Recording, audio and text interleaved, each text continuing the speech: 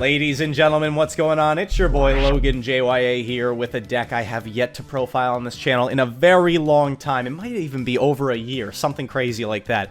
We've brought back Infernities for 2023, but I didn't do it alone.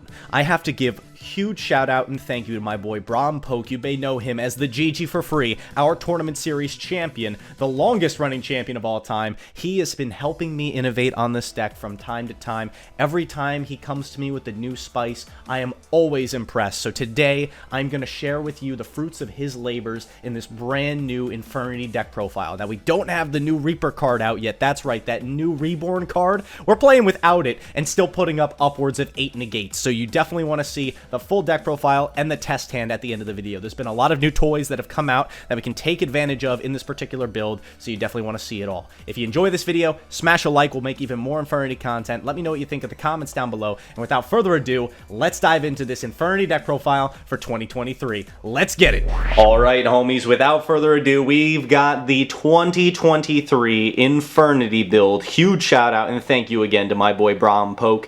He is the mastermind behind Infernities, keeping this deck alive, and all of this is before the release of the new Reaper card, a new powerful Reborn spell card that we'll be seeing in the near future that's going to even further bolster the power of this deck. But I'm here to tell you, and so is my boy Brahim, that this deck still has insane amounts of potential. So we're going to start things off with the profile so you can get a good idea of everything that's encompassing in this deck, and then we're going to wrap things up with a test hand. If you want to see more Infernity content, please smash that like button and let me know down in the comments down below. We can get some replays with matches, we can talk about playing through interruptions, all that good stuff in future videos. But without further ado, let's dive into the profile. Alright guys, starting things off real basic, you know we only have the one Infernity Archfiend, which of course is total BS, and this card should be at 3 by this point. Even the OCG is letting Infernity cards loose because they do not fear its power, even though they should.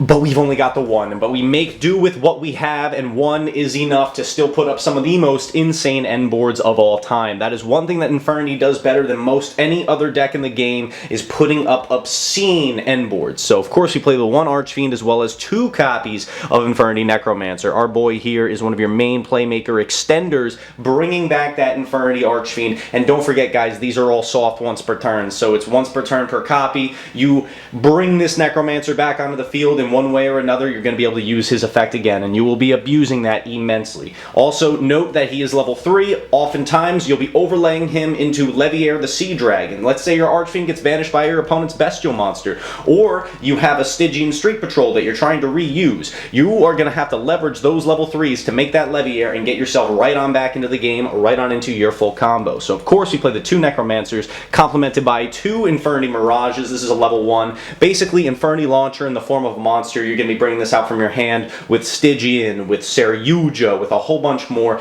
basically using it to loop those Necromancers, which will loop your Archfiends and keep the combo pushing further, further, further. Moving on from there, the 1 copy of Infernity Patriarch, still mandatory. It's that extender that more oftentimes than not is going to get you into your Dugaris, which of course is going to give you another Archfiend activation. Also got the amazing Graveyard effect, where it can protect your Archfiend from destruction. So say your opponent summons a Bestial and tries to go enter battle, swing over to kill all of your live barriers. You're just like, okay, cool, banish Patriarch, he's safe. Sugma. It's that simple, guys. So Patriarch is absolutely mandatory.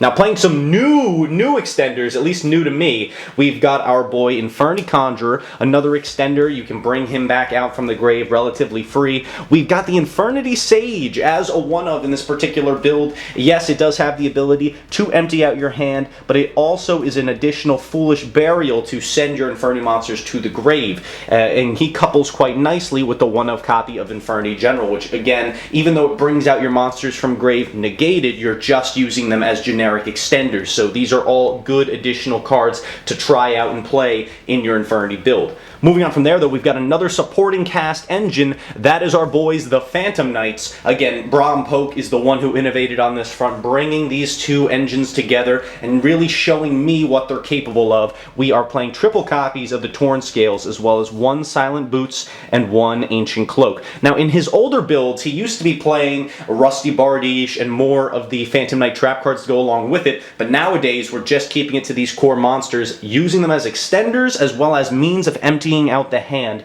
and quick pathways into the Cherubini. So again, the Phantom Knight engine is essential, in my opinion, when it comes to playing Infernities in the year of our Lord 2023. Moving on, we've only got one copy of the Stygian Street Patrol. This was a bit of a divergence for me. When BrahimPoke and I were talking about this one, I'm like, do you think one is enough? And he says, yes, absolutely, because you're going to be looping the crap out of this card with the Leviair the Sea Dragon. Every time you use it, you're going to easily be able to bring it back into rotation, either use it for an additional link place, throw it right back into the graveyard, and then use it to summon either Archfiend, Necromancer, or Mirage from your hand straight onto the field. So you really do only need the one copy. And we have so many different ways to access it, whether it be dumping it to the grave with Rhino sending it, or sending it to the grave with our continuous spell, the Void spell. You have so much access to the Stygian that one is in fact enough. But let me know in the comments down below if you disagree and you see yourself playing more. I'd love to hear from you. Follow that up, we got the one copy of the Fiendish Rhino Warrior. This, again, it's one of your main sends off the Cherubini because it gives you either access to sending Stygian Street Patrol or sending Archfiend Eris not for cost, right? So it's very important that Archfiend Eris is sent by a card effect similar to a Dark World monster so it can search you your Infernity Archfiend. There's a lot of times where that's going to come up. And fortunately enough, with some of our supporting cast engines, it makes it even easier than ever to de-brick your hand if you do happen to open the Archfiend Eris. And you'll see what I'm talking about in a second. Moving on from there, we've got a small danger package, one danger Jackalope, and one danger Tsuchinoko. The most generic ones that are guaranteed extenders pretty much is what we have going on here, as well as being level 3, again, to climb you into the Cherubini or the Leviair, whichever one you need. Now we've got a new friend here, our boy Zalamander Catalzere. However the heck you pronounce that second part of his name. He is another extender who helps empty out the hand, right? He discards fiends. He's a level 4, which means he can access your Daguerreus even easier, and again, just taking those dumps out of your hand, and it will trigger the effects of things like Eris if you were to pitch them with the Zalamander.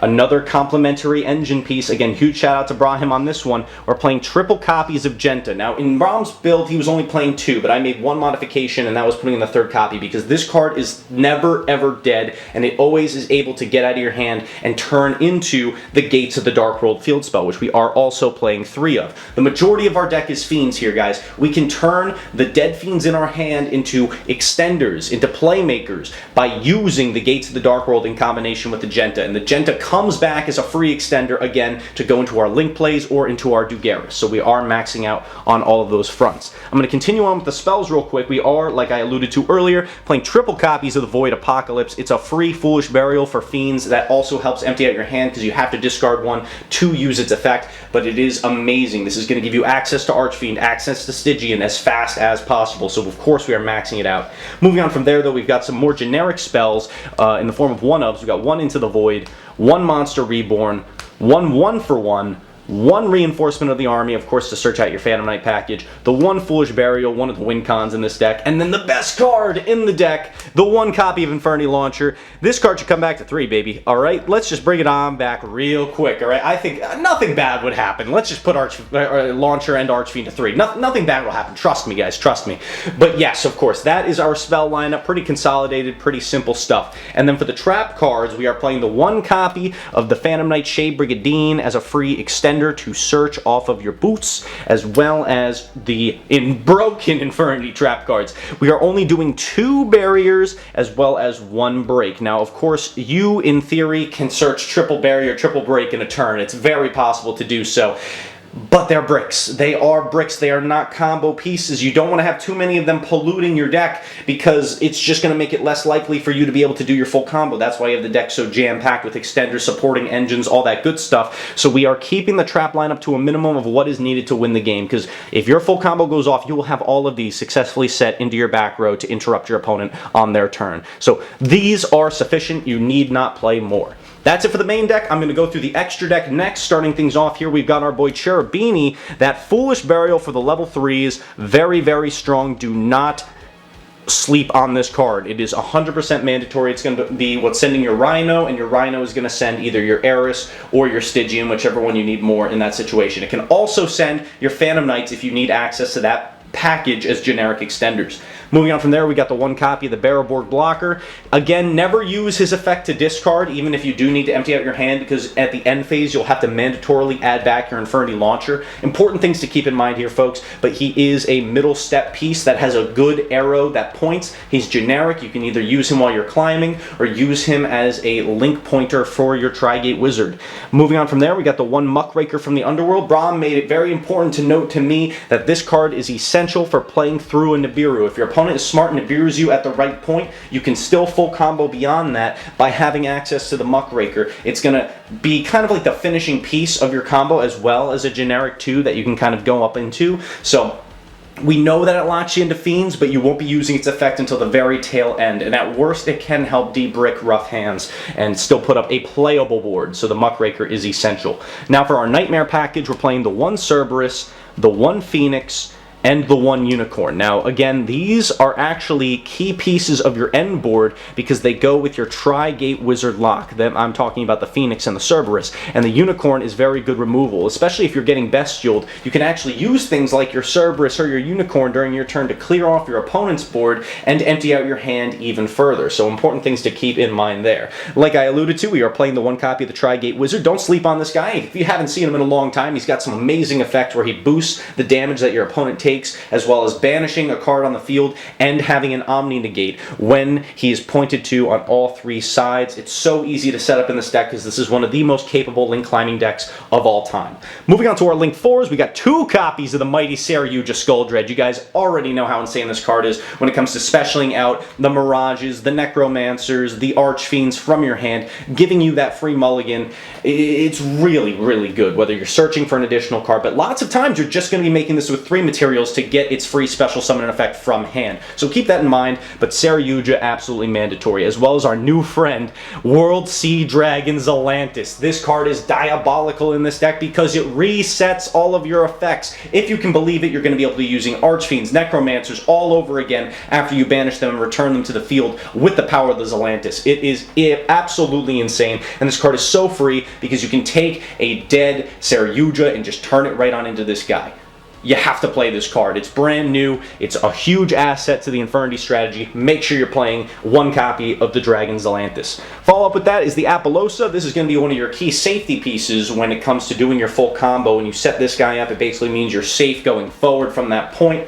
So you have to play the Apollosa. It, again, is a key piece of the end board. Follow that up with the one copy of Access Code Talker for when you're going second or you're cleaning up the game. You have the Access Code Talker to blow up your opponent's board and go in for that big damage. Finally, for the extra deck, we're wrapping things up with our Exceeds. I already alluded to the fact earlier that we're playing our boy, Dugaris, who is one of the best rank 4 extenders in the game, whether you need to draw cards to get into your engine, or you're using it to bring back your Archfiend, which is more oftentimes than not what you're doing. You're summoning back Archfiend, or you're summoning back Necromancer to bring back Archfiend, and extending your plays even further beyond. And then finally, 2 copies of Levier the Sea Dragon, absolutely mandatory, like I said, for looping your Stygian Street Patrol, or for bringing back an Archfiend that was banished by an opponent's bestial monster. You need to have access to the Leviers to keep your combos going, and that's why you really leverage the level 3 support engines that we have going in here. Finally, guys, I'm going to wrap things up with a side deck. Now, this is the point where I'd like to flag that although this isn't the most competitively viable deck, given the fact that there are specific choke points that you can get hit on, it can be a little bricky from time to time, it is still one of the most high ceiling decks of all time. So we want to take advantage of that fact. Our side deck is packed with powerful blowouts to deal with the opponent's cards, especially when you're going second. Now, there is a going first option that I want to allude to first, and that is our boy Drag Down into the Grave. This is another amazing card that you can side deck in Dark Worlds, but works very similarly here, where you get a look at your opponent's hand, get very specific knowledge as to what interruptions they could have, so you can curate your combo to what interruptions they have, as well as ripping one of them out at the same time. It also empties out your hand by 1 additional card, so that means if you're clogging up on monsters, you can show them to your opponent, have them take one out for you, and continue to play on from there. So Drag Down is a really good card for giving you that knowledge and taking out those interruptions from your opponent's hand. Moving on from there, like I said, we're playing a lot of blowouts. We're playing triple copies of the Forbidden Droplets. Not only does it empty your hand, but it negates the opponent's board. Great for the build-a-board decks like Sprite. we stay ready with things like droplets as well as the Dark Ruler No More. A triple of as well. Same thing without the cost, pretty much. Bringing it in against the Sprite decks or any other Build-A-Board deck that's scary or threatening. Good against Flunder as well, because we can't really play if we can't special summon, so we keep that in mind. We play the Dark Rulers. I have triple Cosmics in here right now, but if I'm being honest, I'd rather have these be triple Lightning Storms. I don't currently own that card, but Cosmic is really good for that strategic elimination of spells and traps, particularly when you're in the standby phase. You can snipe out the Flunder Trap card, or you can use it to remove the Runic Field spell, things like that. But Lightning Storm is also a very good option as well, and I think I'd rather have the blanket coverage of Lightning Storm in a deck like this than the strategic surgical removal that Cosmic Cyclone offers. So just keep that in mind. And the final big blowout card that I'm currently playing in the side is triple copies of Evenly Matched. There's so many matchups that you can just blow out the water with Evenly Matched, particularly those that do not play Omni Negates. Now, of course, you can bring in triple Evenly, triple Dark Ruler, triple Droplets, and hope that you see them in conjunction with one another. So in case your opponent does have that Omni Negate, you don't really have to care. But the odds of that happening, unfortunately, are pretty low, so having it in access for those decks where they may not have that Omni Negate is a bit more optimal. But that is it for the deck profile, guys. We are going to wrap up this video with a test hand to show you what kind of boards that this Infernity deck is capable of spewing out. And again, if you want to see more Infernity content, I can even bring my boy Brahim into the channel to show us his expertise. You let me know in the comments down below. But without further ado, let's get into it. Alright guys, as promised, to wrap things up, we're going to be doing a test hand, but don't forget that your results will vary very much so depending on what you see in those opening 5 cards, what you're up against, and how you practice your combo lines. Again, this deck takes a lot of practice to master, so much so that I'm definitely not at the point of mastery yet, but if you want me to bring the master BrahimPoke onto the channel to show us even more combos and goodness with Infernity in 2023, be sure to help us hit that like goal. But without further ado, let's see what we're looking with our opening hand. We've got Genta, Silent Boots, Conjurer, Stygian Street Patrol, and a Barrier. Now, this looks like a pretty imposing hand, right? We've got a lot of monsters in here, not a lot of ways to combo that are obvious, but we're going to give it a shot, right? We are absolutely going to give it a shot. So the first things first, we're going to throw that Barrier face down because it's doing absolutely nothing in our hand. Next, I'll take that copy of Genta, pitch it off to the grave, and this will grab us Gates of the Dark World. So we'll throw up that Gates into the field spell zone, and next we really got to see what that next card in our hand's going to be. So we can use that Gates now, banishing the Genta, and then here I'm going to choose to pitch the Conjurer, and then we'll get to draw 1 card. So that gave us a Rhoda, a very good draw in this situation. So next, the Genta will come back onto the field for free. I'm going to move that out of the way for us right now, and we'll bring back that Genta. And then next, we can cast off that Rhoda, and that will get us our boy Torn Scales to hand. Next, we can normal summon that Torn Scales, and since we control a Phantom Knight, we can now special summon Silent Boots for free. And now to successfully empty out our hand 100%, we can use the Torn Scales effect, pitching off the Street Patrol, and then Foolish Burialing the 1 copy of Ancient Cloak from the deck to the grave. Now here, we're pretty much set up for success. We've got our Stygian in rotation. We're ready to start climbing into our Infernity plays. So we can take our Silent Boots and our Torn Scales, link them off, and we can go into Cherubini here on the top. I'm actually going to shift everything down a little bit here. And we'll go use Cherubini's effect, and we're going to send from deck to grave the Fiendish Rhino Warrior. And this is important because Fiendish Rhino is going to let us send our Archfiend Eris, not as a cost, but for the resolution of its effect, and that is what is going to grab us our Infernity Archfiend from deck to hand. So now we're ready to start playing, folks. This is when stuff gets real. We've got Archfiend in rotation. We're ready to get the ball rolling. So first things first, we can take that Stygian Street Patrol that we have in the graveyard, banish it to special summon out our boy Archfiend like so. Archfiend effect, when he hits the board, is going to give us a free search. Now, I'm going for the Necromancer because I want to get one in rotation, and I'm also going to take advantage of a bit of a cheeky play that we can do because I want to show it to you guys. So we're going to take these guys and turn them into a YuGiOh on the top. Now, mind you, if we wanted to, we could search Launcher and play a little bit safer, go for the Apollousa on top, and then start reusing our Archfiend from that point onward. We have a very easy access line to Dugaris from this point, but I'm going to show you why I'm going to do this right now. I'm going to go for the YuGiOh, I'm going to use its effect, and that'll special summon out the Necromancer from our hand. I'm actually going to put it over here. Then we can use Necromancer's effect, summon back Archfiend, and Archfiend effect will get us our search. Now we want to line up that launcher, because this is going to be our insurance policy in case we're hit with any forms of interruption, or say we make a mistake on the combo line, it's going to bring us right on back into the game. Now that we've successfully used both of these boys' effects, I'm going to take our YuGiOh on the top, and now I'm going to take that YuGiOh and turn it into our new friend, the World Sea Dragon Zelantis, and then we can use his effect to banish all the monsters from our field, including itself, and then bring them all back into rotation like so. And by doing so, since this is a special summon and we have no cards in our hand, we're going to get Archfiend's effect once again, and this is going to search us our Infernity Patriarch like so. So we grab Patriarch to hand, then we can special summon out that Patriarch for free, overlay it with our Archfiend, and at this point, why not go for Dugaris? Because Dugaris' effect, we can detach 2 off of it, including the Archfiend, and bring the Archfiend right on back to the field and use his effect to search. At this point, I'm going to grab our second copy of Necromancer to get it in rotation. Now, it may look like I'm bricking our plays here, but if we wanted to, at any point, we can pitch the launcher, use the launcher's effect to pitch the Necromancer, and that'll keep our plays live. But I want to keep a quick little tab on our graveyard here. We've still got live Phantom Knights to play with. So what we can do here is actually use the effect of Silent Boots. This will search us the Shade Brigadine. And when the Boots is banished, that is going to give us a free special summon back of our Torn Scales that we started our combo with. And you're going to see why we're doing that in just a moment here. For our next play, now that we got a nice pretty full board here, let's make some room. We're going to take all these guys out of the play, and we're going to turn them into a big Apollousa on the top. This is going to be a 4 negate Apollousa right here. That's going to make a pretty nice piece of our end board.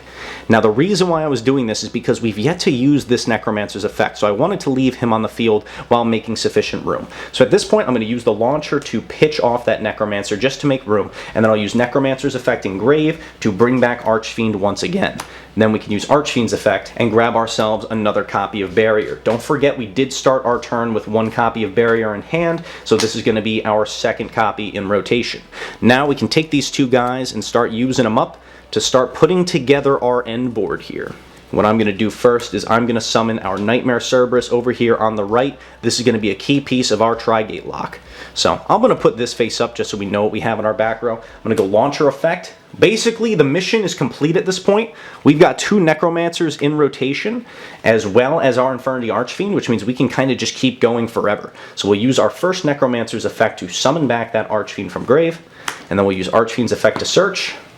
For the first search, we're going to grab a piece of the end board, which will be our Infernity Break, but we're not done yet, don't worry, because next I'm going to take these 2 guys, link them off into a middle piece, and that middle piece is going to be our friend Baraborg Blocker, kind of just going to clear some room for us. Then we can use Necromancer once again, summon back Archfiend, and this time Archfiend's effect is going to search, grabbing ourselves a copy of Mirage to hand.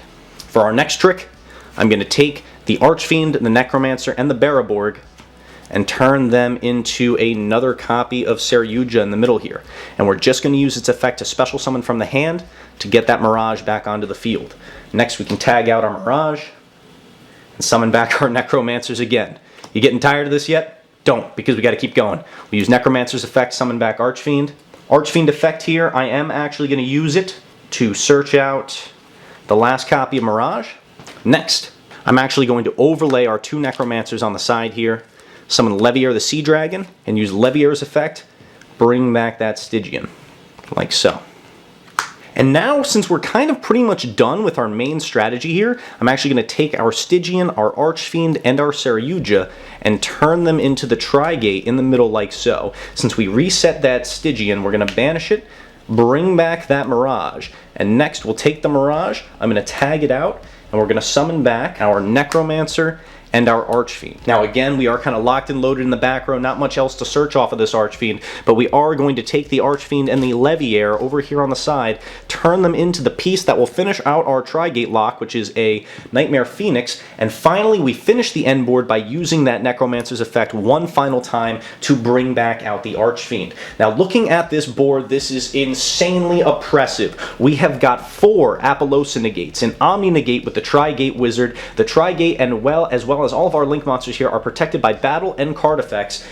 because of our Nightmare package, we've got our Archfiend on lock, which is making our Break and 2 barriers live. We've got the Patriarch currently engraved to protect the Archfiend from destruction. We've got guaranteed follow-up with the fact that we keep our Necromancer on field, and our board is looking ready for success. But I want to flag the fact that we still had extension and means of going further beyond. We kept that Shade Brigandine in the back row because we didn't really need to use it to get to our end board. We also have additional things in the grave. Now, mind you, this Torrent Scale should be banished. Not that that matters much, but there is so much more that you can push it even further. We've got an Ancient Cloak in case we needed the extra search. We have got so much power locked and loaded in this end board. So that just means, in theory, if we were hit with interruptions at any point, we could have kept going and kept pushing. But this is what your end board should be looking like if things are going according to plan. But again, guys, I am not the master when it comes to this deck. That honor and title belongs to my boy BrahimPoke. So if you want to see him brought onto the channel to help us push this deck even further beyond,